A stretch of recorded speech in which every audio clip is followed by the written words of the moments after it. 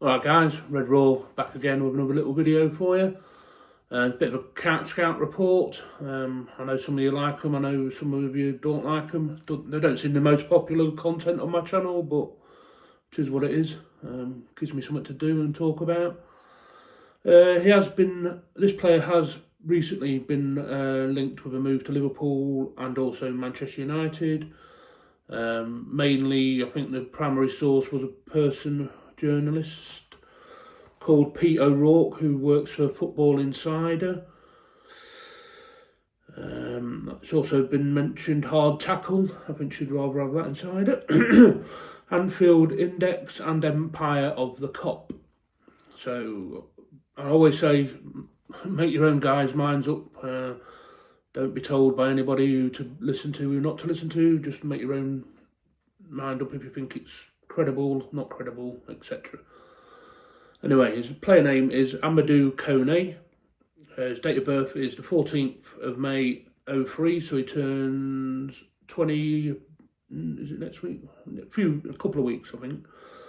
His height is 1.85 metres, which is just over 6 foot tall in old money. His nation is Ivory Coast, or Côte d'Ivoire. Ivorian international. Well, I don't think it's an international. But current club is Stade Reims, whatever you want to call it. His primarily position, I can't speak, defensive midfielder, central midfielder, and can also be deployed as an attacking midfielder. Is left-footed. His current contract does not expire until the 30th of June 28. I can't see anything about a release clause, but the fees in these reports are talking around the 23 million euros mark, which is about £20 million. I also can't find anything about any top speed on that, but having watched some highlight videos, which I will leave a link in the video description below, along with my playlist for my Scouts videos, so you can watch them all in one place if that's something you'd like. Hey, look, it doesn't look too bad. It's hard to say. The French league's not the greatest league in the world, is it? But still young, still developing, but he does look a tidy player. And if Bajcetic, which I hate to say it because I did like Bajcetic, but I think his injury has set him back massively. I don't think he's quite the same player he was. He didn't really get a look in when he went to RB Salzburg. I think he's playing a little bit more now. He's at Las Palmas, I think, something like that. I think they're going to assess him when he comes back in the summer, but I think he could be moved on. So if we're not going to be... Ideally, I'd love...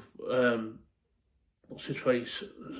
Stiller from Stuttgart, but I don't see him paying big money to have somebody play second fiddle or just to help Gravenberch for minutes. So this could fall into it because if the fee's correct, it's quite reasonable value for money.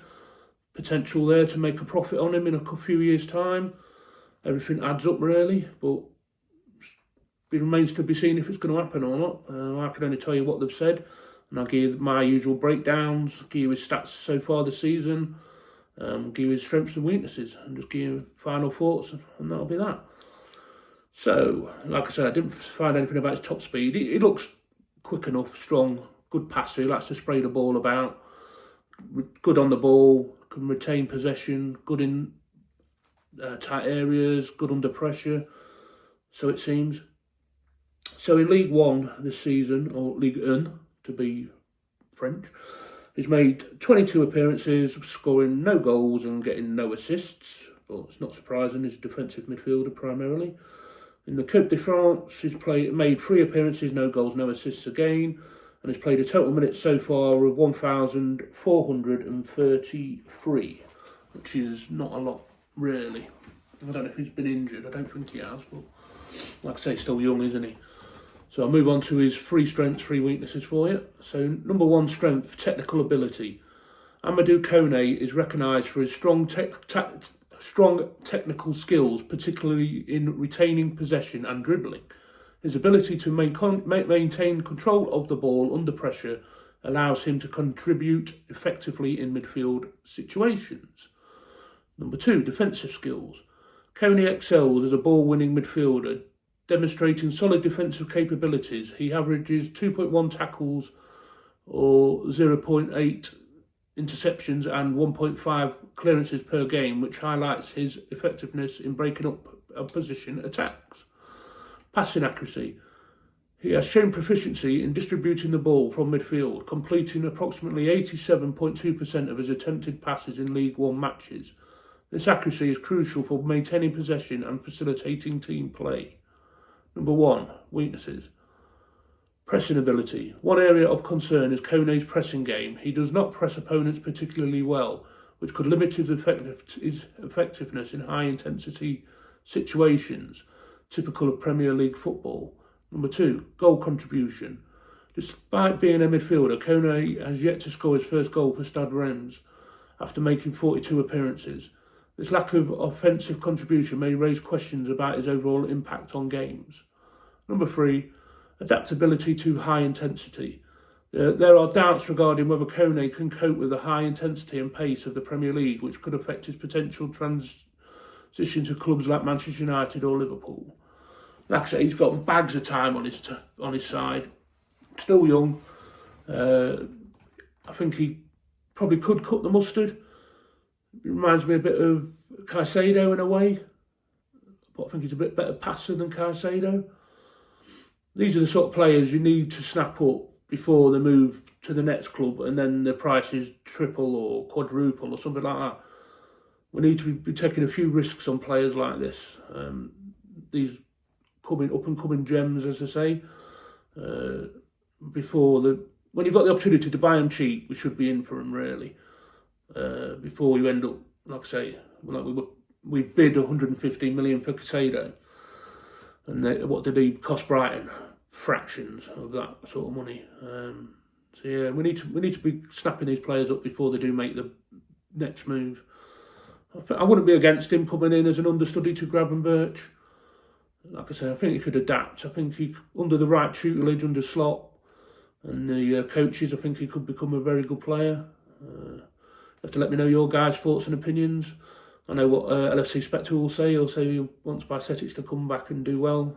I'd like him to come back and do well. I just think his injury just knackered him, basically. I don't think he's the same player he was. But yeah. So yeah, do let me know your thoughts, guys. Do leave me a comment. You know, I love interacting with you guys. Your comments give me the motivation to carry on making content. Also, if you haven't done so already, please consider subscribing. It would mean a lot to me. I appreciate each and every one of you that has already done so. It does mean a lot. Also, if you do like my content and would like to support the channel further, there will be a couple of links in the video description and on my channel page, as always. Like I say, I will put a link into this lad's highlight video reel so you can have a look at him if you don't know much about him. I'll also include my Couch Scout playlist so you can have a look at all the other videos in one place should you wish to do so. Alright guys, I don't foresee me being about anymore today. So enjoy the rest of your weekend and bank holiday, and I'll catch you on the next one, guys. Enjoy the game tomorrow, hopefully. Hopefully we can win, but I don't know. Difficult. Alright guys, for now, Red Raw and out.